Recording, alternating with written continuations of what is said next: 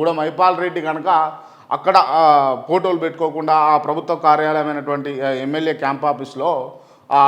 ముఖ్యమంత్రి గారి ఫోటో లేదని చెప్పేసి, లేకపోతే మాజీ ముఖ్యమంత్రి గారితో దిగినటువంటి ఫోటోలు పెట్టుకున్నారని చెప్పేసి నానా రచ్చ జరిగి అక్కడ కుర్చీలు ఇరగొట్టడము, లేకపోతే ఆ ఫోటోలు ధ్వంసం చేయడం, ఇటువంటి కార్యక్రమానికి అయితే తెరలేపినప్పుడు అసలు రాజకీయ నాయకుడు అని అంటే కనుక ఒకవేళ నిజంగా పూర్తిస్థాయిలో ఆ స్ట్రాటజీతో పోతే కూడా మైపాల్ రెడ్డి చేసేది ఏముందంటే విత్ ఇన్ ద పార్టీ కాబట్టి అసలు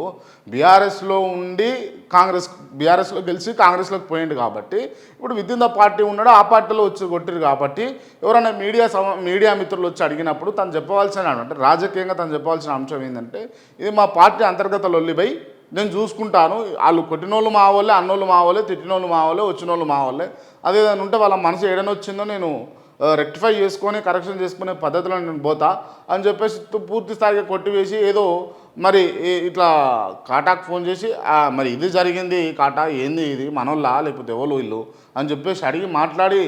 సమన్వయం చేసుకుంటే అయిపోయి ముచ్చటకు ఇవాళ